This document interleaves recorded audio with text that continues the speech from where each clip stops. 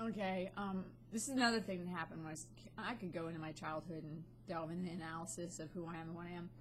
But there are points in your life that you know shift things for you and reveal who you really are.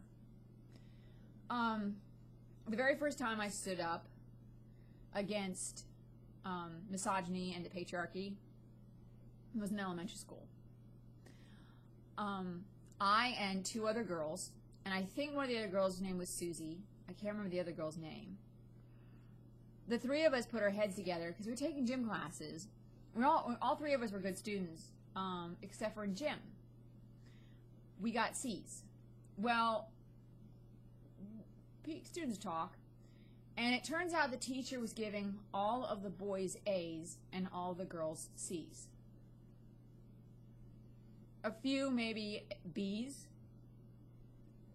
So the three of us went to the principal and complained and accused the teacher of sexual discrimination. Yeah. And I kind of remember getting in trouble a little bit with my parents about it. They didn't like the fact I did that. But that was one of the first times in my life. And I look back on it and I wonder now if my parents didn't punish me later for this. Because my parents dressed me up as Ben Franklin for Halloween. And my parents claimed that was my idea. But from my memory of it, my mother pushed me to it. She chopped my hair off into a boy cut. Like she made it this page boy cut, straightened it, which as you can see my hair is kind of curly. She flat straightened it. I had this page boy cut and I have pictures of it. I looked like a boy. And I honestly think now looking back that it was psychologically some sort of punishment for actually standing up against the patriarchy. And complaining about the fact that my gym teacher was giving everyone, all the girls C's and all the boys A's. He was also a very kind of a tough teacher for an elementary school teacher. Like we had survival training. He turned the gym into an obstacle course. In order to get an A, you had to be able to climb a rope and touch the ceiling in the gym. And as it turns out, I have a yeast allergy. I was always very physically weak in the upper body area. I always had problems with getting my upper body strength. And so, of course, I couldn't climb up the rope. I couldn't. Other things in the obstacle course I could do, but not that. I look back on that, and granted, I learned cool things like how to read a compass, though I'd have to relearn it because it's been so long. But I learned some interesting things from that teacher. But at the same time, I also learned that there was a definite discrimination going on when it came to women and men, because none of the women in class could climb the rope. This is elementary school, okay? Where women really developed. And I've noticed that, like some of the women who were weak and feeble like I was after puberty just sort of suddenly came into these really, all of a sudden became athletes. And yeah, so that was my first delve into the world of like being a feminist in a sense. I was never gay, I was never into women. It's just the fact that I never liked unfairness. And this is me in elementary school. We're talking like 5th, 6th grade, okay? And we're talking about my parents making me dress up like Ben Franklin, and my mother saying it was my idea. I won an award for Halloween that year. It was the second best costume. I had these little spectacle glasses. I really looked like Ben Franklin. It was really kind of funny. But at the same time, I'm like, I don't know if my parents have pictures, but of me dressed up as Ben Franklin when I was a kid. But I look back, I'm thinking, it wasn't exactly completely my idea. It wasn't. I know it wasn't. So it was kind of one of those things where I feel like looking back was almost subliminal abuse. And plus, my mom started dressing me like a boy and pushing me to dress like a boy. And I think it was kind of her hatred of me being a strong woman. She didn't like the fact that I got good grades. She didn't like the fact that I was always getting praise from my teachers and praise from people at school. And though at the same time, I kind of didn't like wearing dresses. Like I was really tall and gawky, and I didn't like my legs. I felt like I looked like a stork. I still do. It turns out my knees are a little screwed up, and I'm double jointed. But I can't ride a bike now because I had an accident in '97 and another accident in 2008.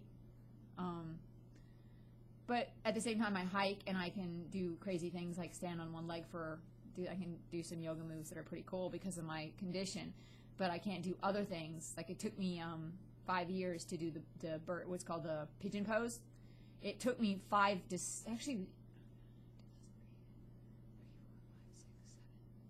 it took me 5 years to get to do the pigeon. Then I had an accident, and then it took me about a year and a half after having that second accident to go back to being able to do pigeon.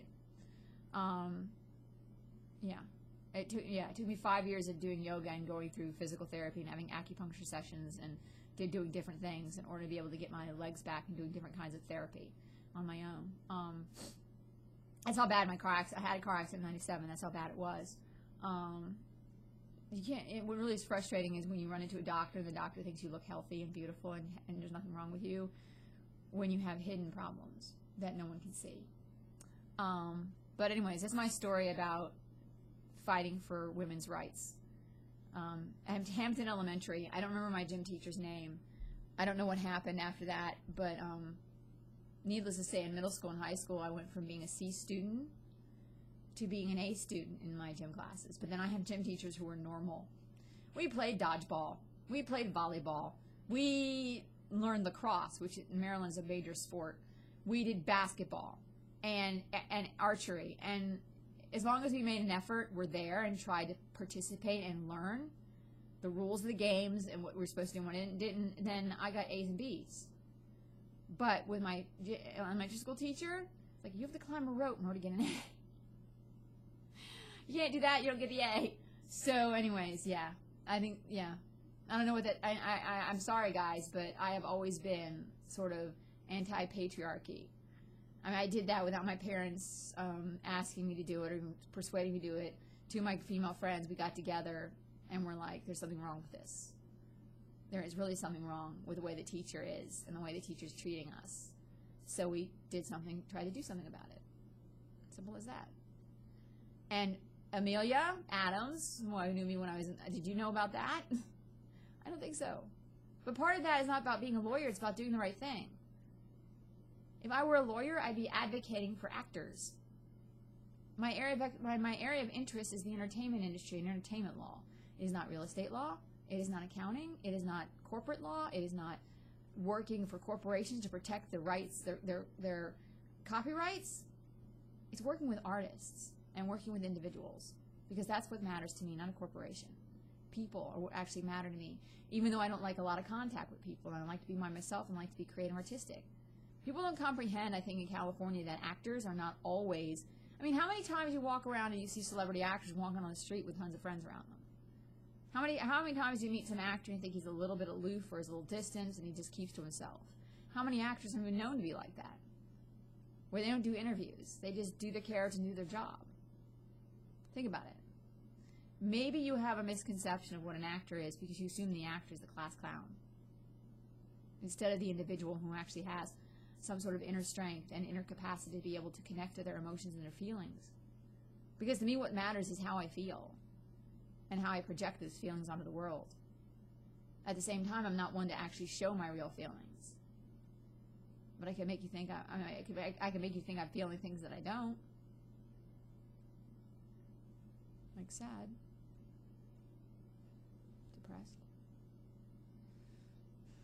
angry, determined, rage, laughter, joy, boredom, and lots of other things. The human condition is a palette of different colors, and each color is an emotional stimulus or an emotional face. There are different kinds of flavors of emotions, different ways of presenting the same concepts, the same feelings, the same ideas, the same needs and wants. When I get angry, I cry. That's a new one. So people think that when I'm crying, my heart is breaking because my heart's been broken by a guy. No, I'm actually would like to be angry at the guy and angry at anyone else for thinking that the reason why that I'm feeling the feelings is because of him. I'm actually really angry because you all are thinking from the patriarchal perspective that the most important thing in the world is men. And no one's thinking about the fact that what's important to me is me. And I'm not ashamed of that. Because we each should love ourselves. And we should each be careful and say, this is who I am. And you don't have the right to imprint onto me who you think I am.